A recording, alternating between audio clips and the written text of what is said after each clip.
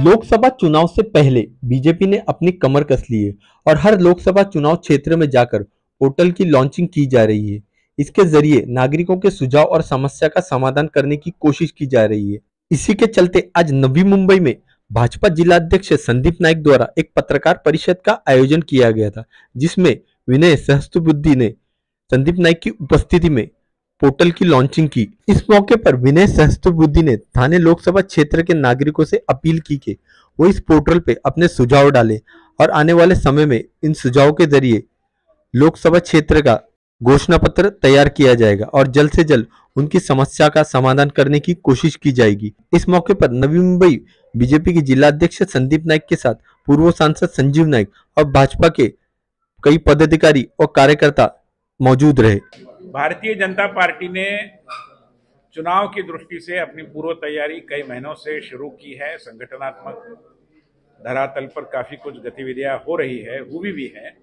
आज ठाणे लोकसभा क्षेत्र के लिए हम एक नए पोर्टल को लॉन्च कर रहे हैं, जहां पर जाकर नागरिक इस क्षेत्र के बारे में विकास के संदर्भ में उनके सुझाव, उनका मत और उनके मुद्दे हम तक पहुंचा पाएंगे। और इसलिए आज आप सभी की उपस्थिति में यहाँ पर नवी मुंबई जिले के हमारे अध्यक्ष संदीप जी नाइक के द्वारा हमने इसको लॉन्च किया है।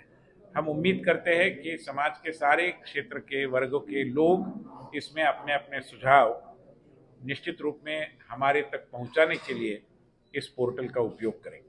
त्यांचे जाहीरनामे येत असताना स्थानिक ज्या ठिकाणचे मतदार मतदान करणार आहेत त्यांच्या गरजा, त्यांच्या समस्या ह्या देखील जाणणं तितकंच महत्त्वाचं आहे। आणि आताच सांगितल्याप्रमाणे भारतीय जनता पार्टी हा जनतेचा पक्ष आहे, त्यामुळे प्रत्येक 5 वर्षानंतर जनतेला काय हवं हा जाहीरनामा असतो आणि जाहीरनामा जो असतो तो बघून मतदार आपल्या अडचणी, आपल्या मागण्या ज्या योग्य पद्धतीने जो पक्ष मांडतो त्याच्या बाजूने मतदान करत असतात।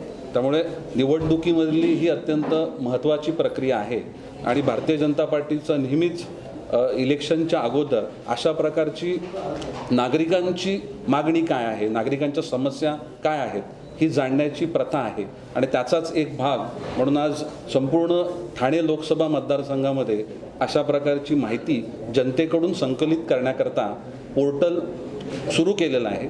जरी पोर्टल असलं तरी जनरली तो जिल्हा, ती नगरपालिका, ते वॉर्ड आणि मग केंद्र सरकार, राज्य सरकार यांच्या सगळ्यांच्याच ज्या समस्या किंवा इन्फ्रास्ट्रक्चर रिलेटेड केंद्राकडचे प्रकल्प, एखादे प्रकल्प त्याच्यामधलं ॲडिशन लोकांची माहिती, एखादी माहिती मिळाल्यानंतर तो प्रकल्प अजूनही चांगला करू शकतो। त्यामुळे लोक ज्या गोष्टींचा वापर करणार आहेत त्याच्याबद्दल त्यांचं मत व्यक्त करणं, त्यांची मागणी व्यक्त करणं हे गरजेचं आहे।